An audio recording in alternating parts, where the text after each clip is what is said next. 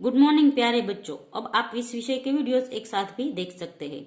इसके लिए वीडियो के नीचे मेरी चैनल का नाम है, तो चैनल में जाके प्लेलिस्ट में जाएंगे तो इस विषय के सारे वीडियोस एक साथ देख सकेंगे। तो बच्चों, पिछले वीडियो में हम सीख रहे थे हिंदी कक्षा 7 द्वितीय सत्र का पाठ नंबर 4, देश के नाम संदेश। तो पाठ है वो हमने आधा सीखा था कि डॉक्टर एपीजे अब्दुल कलाम है वो देश के नाम संदेश भेजना चाहते थे, और फिर वो बोलते हैं कि आप है सिंगापुर जाए, आप किसी व्यक्ति को अपना नाम भी दे दे, शक्ल भी दे, तो आप वहां जाएंगे तो वहां सिगरेट का टुकड़ा नहीं उछालेंगे, टोल टैक्स भरेंगे, वहां के हिसाब से रहेंगे। पर हमारे देश में आते ही आप है वो बदल जाते हैं। आप है वो सिगरेट का टुकड़ा यहाँ तहाँ फेंकते हैं, कागज फेंकते हैं। आप है वो भारत में आके बदल जाते हैं। आप पराये देश में है वो प्रशंसनीय नागरिक कहलाना पसंद करते हैं, पर हमारे देश में आप है जो थे वैसे ही बन जाते हैं। अब आगे देखिए, डॉक्टर कलाम ने मुंबई के पूर्व महानगर पालिका आयुक्त तिनाइकर के हवाले से कहा, अमीर लोग अपने कुत्तों को सड़क पर घुमाने निकलते हैं और जहां तहां गंदगी बिखेर कर आ जाते हैं, और यदि फिर वहीं लोग सड़कों पर गंदगी के लिए प्रशासन पर दोष मढ़ते हैं। तो बच्चों, अमीर लोगों को है वो कुत्ते पालने की आदत होती है, तो वो कुत्तों को घुमाने ले जाते हैं, फिर है वो उसकी गंदगी बिखेर कर वही आज से वापस घर आ जाता है। फिर वो जाते हैं तो देखते हैं कि सड़क पर गंदगी है, पर ये नहीं देखते कि हमारे कुत्ते ने ही फैलाई है, और फिर है वो हम प्रशासन को यानी सरकार को दोष देते हैं कि सरकार कुछ काम नहीं करती। क्या वे उम्मीद करते हैं कि वे जब भी बाहर निकलेंगे तो कोई एक अधिकारी झाड़ू लेकर उनके पीछे पीछे चलेगा, और जब उनके कुत्ते की हाजत लगेगी तो वह एक कटोरा उसके पीछे लगाएगा। हाजत यानी जब कुत्ता है वो उसको जो टॉयलेट लगेगी तो कोई सरकारी अधिकारी उसके पीछे कटोरा लेकर खड़ा रहेगा और वो नीचे नहीं गिरने देगा। आप लोग ऐसा समझते हैं कि ये ऐसा करेंगे, सरकार ऐसा करेगी। राष्ट्रपति ने मिसाल दी कि अमेरिका और जापान में कुत्ते के मालिक को उसकी छोड़ी हुई गंदगी साफ करनी पड़ती है। फिर शासन व्यवस्था के बारे में डॉक्टर कलाम ने कहा कि हम सरकार चुनने के लिए वोट डालते ने जाते हैं और अपनी सारी जिम्मेदारियां भी वही उलट आते हैं। हम आराम से बैठकर सोचते हैं कि अब हमारे नाज नखरे उठाए जाएंगे। हम सोचते हैं कि हमारा हर काम सरकार करेगी, और हम फर्श पर पड़ा हुआ रद्दी कागज उठाकर उसे कूड़ेदान में डालने की जहमत यानी कोई जरूरत नहीं समझते। तो हम है वो ऐसा सोचते हैं कि हमने वोट डाल दिया इसलिए हमारे सारे काम है वो सरकार करेगी। हम ऐसा सोचकर बैठ जाते हैं, इसलिए हम है वो फर्श पर पड़ी हुई गंदगी अपने आप नहीं उठाते, भले हम इन्हें फैलाई हो फिर भी। रेलवे हमारे लिए साफ सुथरे बाथरूम देगी और हम उन्हें ठीक से इस्तेमाल करना भी नहीं सीखेंगे।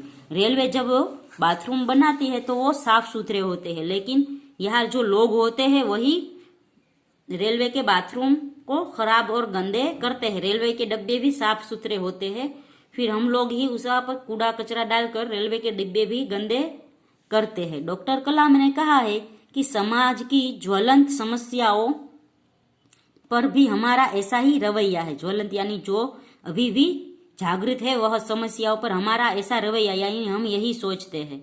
हम ड्राइंग रूम में बैठकर दहेज के खिलाफ गला फाड़ते हैं और अपने घर में इसका उल्टा करते हैं, और बहाना देखिए पूरी व्यवस्था ही खराब है।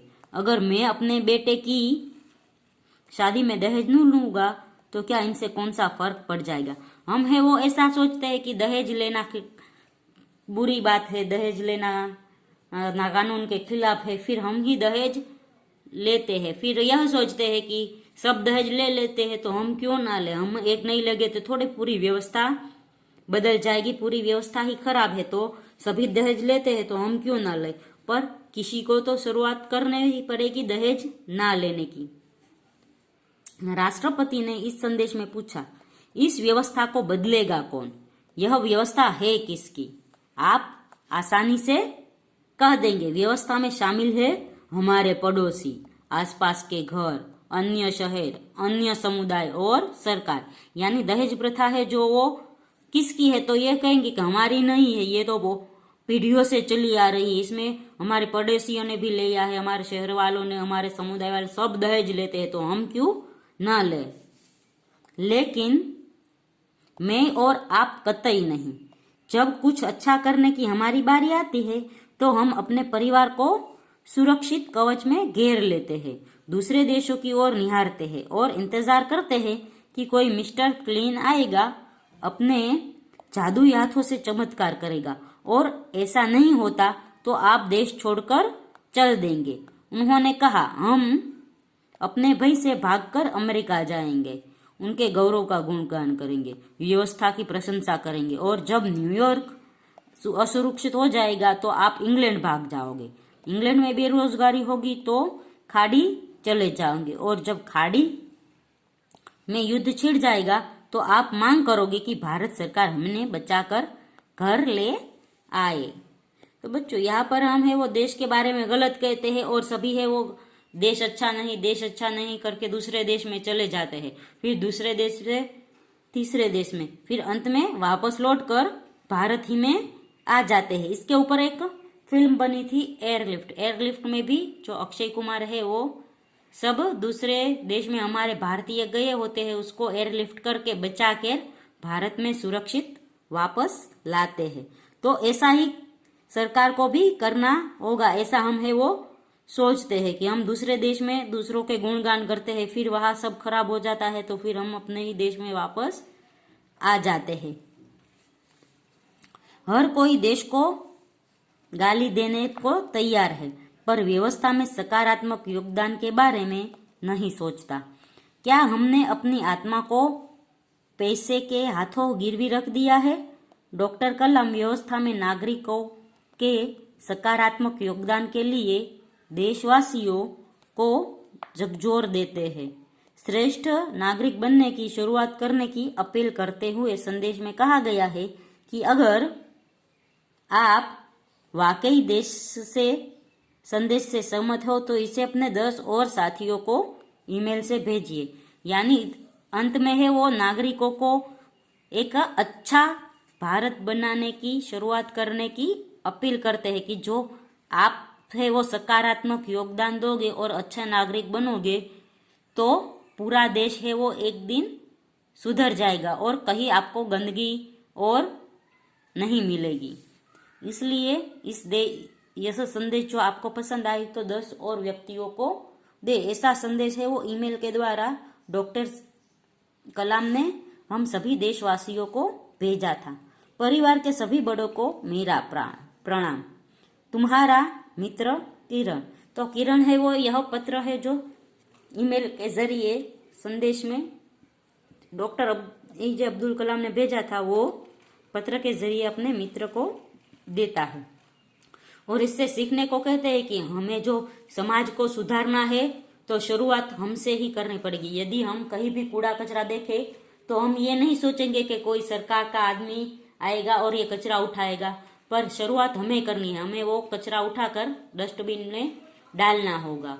और यदि हम ही शुरुआत करेंगे सभी समाज के कुरिवाजों को चुनौती देने की, उसके सामने लड़ने की, तो एक दिन है वो सारा समाज सुधर जाएगा और सारा भारत है वो सुधर जाएगा। कहीं भी आपको है वो कोई कुरिवाज नहीं दिखेगा, कोई भी सरकार के प्रति है वो प्रश्नार्थ चिन्ह नहीं दिखेगा। यदि हम है वो खुद से शुरुआत करेंगे तो देश पूरा सुधर जाएगा। तो यही संदेश डॉक्टर अब्दुल कलाम है वो इस पाठ से हम सबको दे रहे हैं। तो बच्चों, यहाँ पर पाठ खत्म होता है। अगले वीडियो में हम इस पाठ का अभ्यास सीखेंगे। तब तक के लिए गुड बाय, टेक केयर।